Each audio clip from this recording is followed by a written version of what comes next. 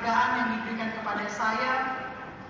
Kami sudah kurang lebih 2 tahun setengah ada di Jakarta, tapi baru hari ini boleh bertemu Bapak Dafa dengan Opa Oma, Bapak Ibu, Om Tante, dan saudara semua.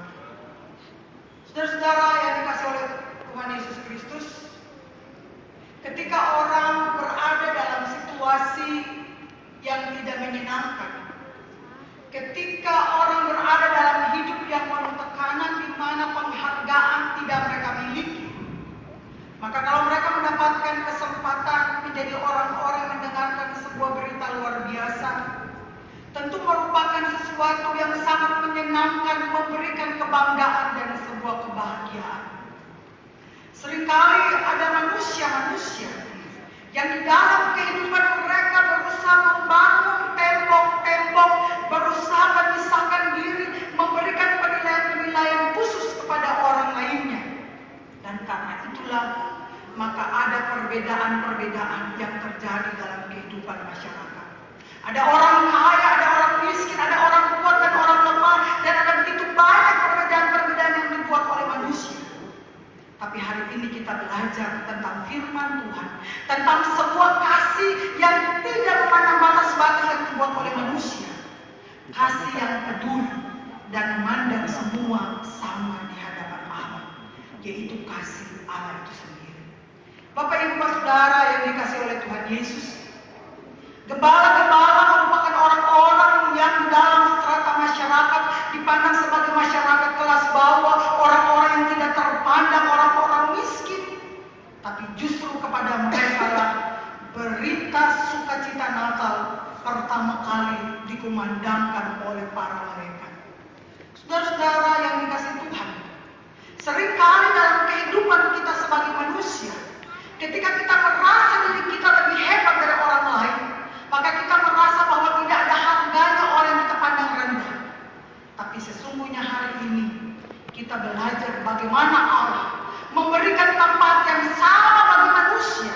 Bahwa sesungguhnya berita kelahiran Yesus tidak dikumandangkan, disampaikan kepada orang-orang besar, kepada penguasa, kepada orang-orang kaya, tapi justru kepada mereka yang lemah, yang terpinggirkan, orang-orang yang seringkali terlupakan di dalam kehidupan masyarakat.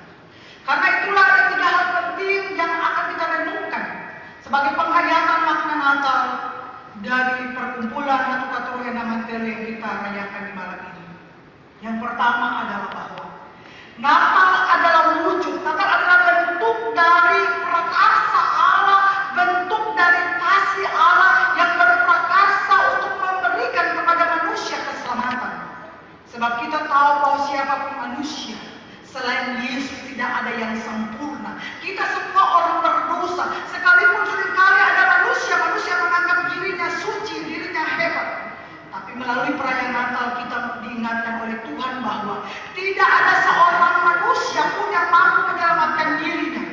Dan karena itulah Allah sendiri yang mengambil prakarsa. Rancangan Allah luar biasa.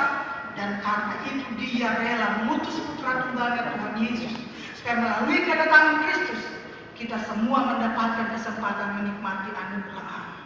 Hal yang kedua, Bapak Ibu dan Saudara yang dikasih Tuhan, bahwa Natal, kehadiran Kristus telah merobohkan tembok-tembok pemisah yang dibuat oleh manusia.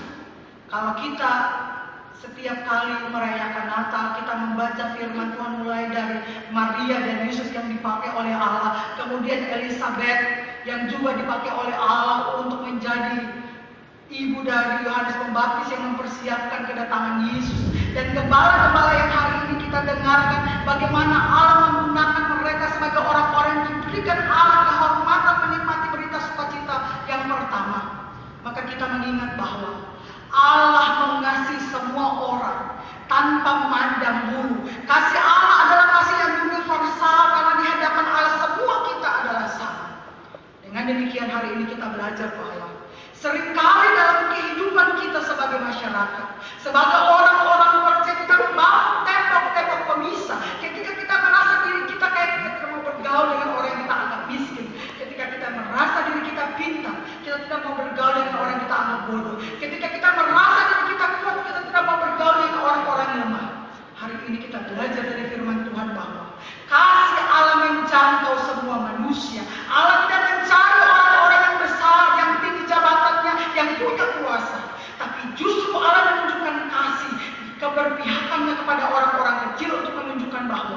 Di hadapan Allah, semua manusia sama kedudukannya. Di hadapan Allah, semua manusia berhak mendapatkan anugerah kasih yang diberikannya melalui Tuhan Yesus. Dengan demikian, tidak ada satupun di antara kita orang-orang percaya yang patut membanggakan diri, yang merasa diri kita lebih hebat satu dengan yang lain. Sebab di hadapan Tuhan, semua kita sama adanya. Saudara-saudara, Bapak Ibu yang dikasihi oleh Tuhan Yesus, hal yang ketiga yang patut kita renungkan dari kisah Natal di malam ini adalah bahwa ketika Allah memberikan kesempatan, kehormatan kepada para gembala untuk mendengarkan berita sukacita itu, maka apa yang mereka dengar melahirkan iman, keyakinan, kepercayaan, tapi juga keberanian untuk bersaksi. Seringkali kita mengatakan kita beriman, kita merasakan kita menyatakan kita percaya kepada Yesus, tapi karena jabatan, karena pangkat, karena kedudukan kita rela menjualnya demi apa? Demi kesenangan, demi kebahagiaan. Tapi hari ini kita diingatkan oleh Tuhan bahwa ketika kita menyatakan kita percaya, maka keyakinan yang kita nyatakan itu harus berwujud di dalam sikap dan tindakan yang sungguh-sungguh memuliakan Allah.